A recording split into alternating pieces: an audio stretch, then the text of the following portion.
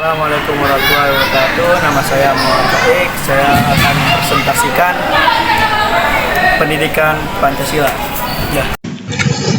Pancasila dalam sejarah Indonesia.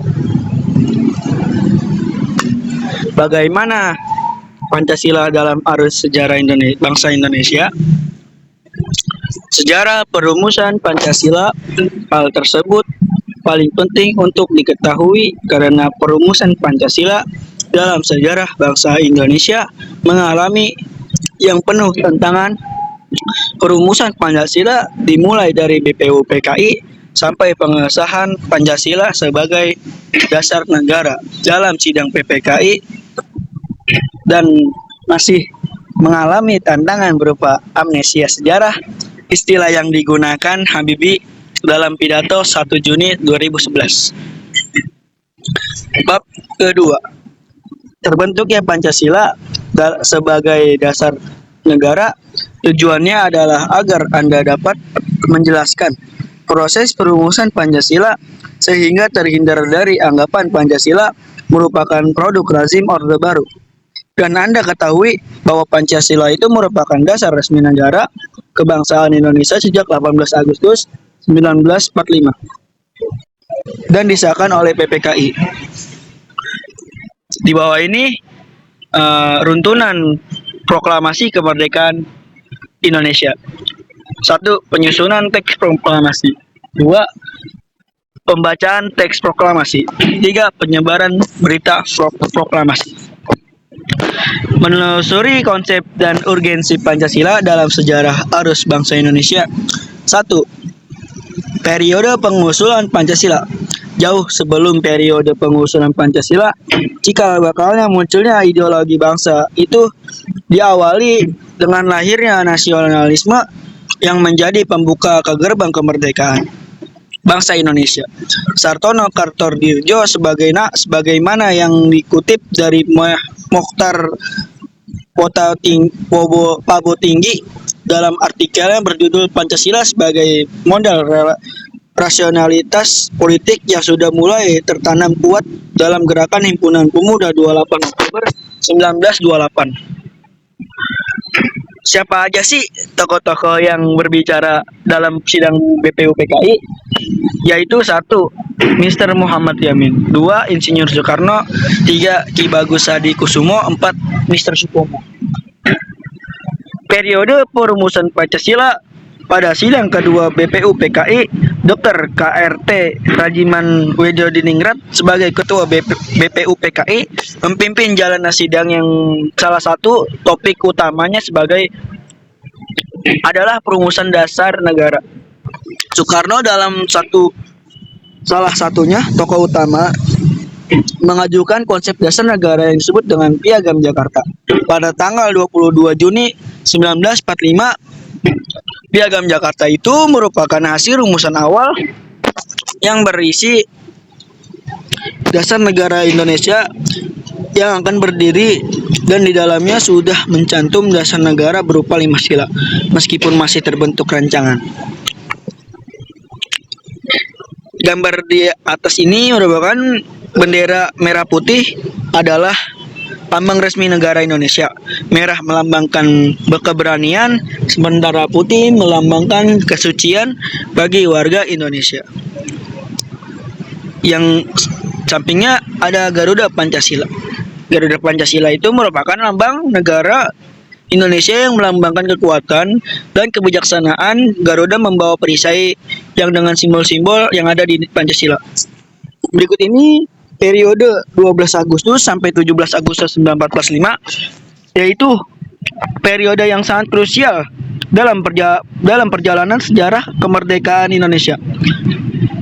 Pada periode ini terjadi pembahasan berupa perubahan penting dalam rumusan dasar negara yang berujung pada pengesahan Pancasila sebagai ideologi dan dasar negara. Pancasila yang disahkan pada 18 Agustus 1945 menjadi landasan hidup berbangsa dan bernegara, mencerminkan semangat nasionalisme, toleransi, dan keadilan yang mengakomodasi keragaman bangsa Indonesia. Di sini ada teks proklamasi yang disahkan tanggal 17 Agustus 1945. Yaitu kita beralih ke sidang PPKI pada 18 Agustus 1945 yang dipimpin oleh Soekarno. Merupakan momen bersejarah dalam perjalanan Indonesia sebagai negara merdeka. Sidang ini menghasilkan beberapa keputusan yang sangat penting, yaitu pengesahan Pancasila sebagai dasar negara Indonesia, pengesahan Undang-Undang Dasar 1945 sebagai konstitusi negara. 3. Pemilihan Presiden Soekarno dan Wakil Presiden Hatta. 4. Pembentuknya Komite Nasional atau KNI. Keputusan ini menandai awalnya berdiri negara Indonesia yang merdeka dan berdaulat serta menegaskan komitmen terhadap prinsip-prinsip kebangsaan, persatuan, demokrasi, keadilan sosial sebagai tercermin dalam Pancasila. Di sini ada teks Pancasila. 1. Sila pertama yaitu ketuhanan yang Maha Esa. Itu lambangnya bintang. Kemanusiaan yang adil beradab, itu rantai. Persatuan Indonesia itu pohon beringin.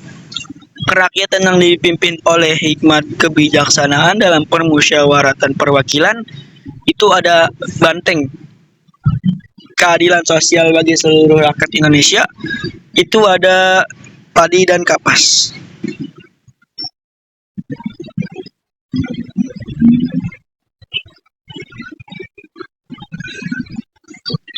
Berikut ini setelah perumusan Pancasila, yaitu ada namanya Dekret Presiden.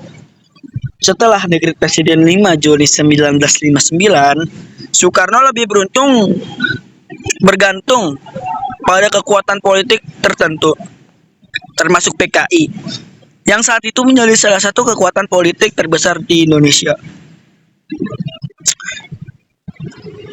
PKI memiliki pengaruh besar di kalangan buruh, tani, dan kalangan militer tertentu.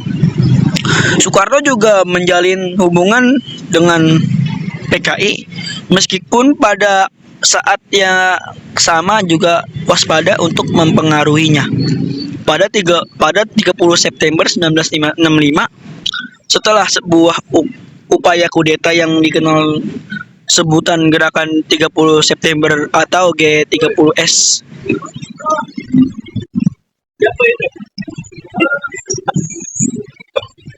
yang diperkiraan dilancarkan oleh kelompok dalam PKI yang beberapa elemen tentara.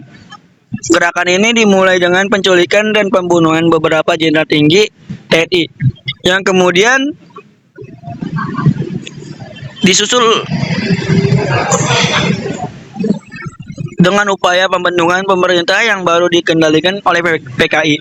Namun usaha ini gagal setelah TNI di bawah Komando Jenderal Soeharto berhasil menggagalkan gerakan tersebut. Peristiwa G30 PKI menimbulkan peralihan kekuasaan dari Soekarno dan Soeharto yang diawali oleh terbitnya surat pemerintah presiden yang terkenal dengan surat perintah 11 Maret. Dan Super Semar ini dibuat di Istana Bogor, dijemput oleh Basuki Rahmat. Pada masa Orde Baru, Indonesia mengalami ketegangan politik yang cukup tinggi, terutama dengan peristiwa G30 PKI yang dikenal dengan Gerakan 30 September 1965. Meskipun Soekarno tetap menjabat sebagai presiden, namun situasi politik dan militer semakin tidak labil. Dengan pengaruh militer yang semakin kuat pasca G30 PKI sebagai Presiden Soekarno kehilangan banyak dukungan dari militer dan kalangan masyarakat yang merasa khawatir dengan pengaruh PKI. Nah di sini surat de facto itu ada yang berarti sebenarnya atau di dalam kenyataan dalam konteks pemerintah atau status hukum de facto, merujuk pada situasi atau keadaan yang ada atau berlaku dalam praktik meskipun tidak diakui tidak sah namun resmi oleh hukum. Dengan kata lain, de facto mengacu pada kondisi yang terjadi berdasarkan atau kenyamanan meskipun tidak sesuai dengan aturan hukum yang konsep. Dan ada lagi de jure. De jure adalah peristiwa latin menurut hukum secara sah. Setelah ini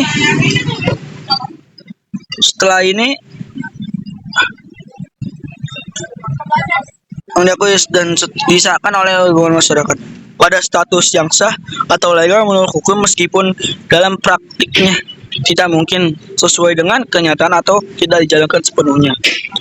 Terima kasih.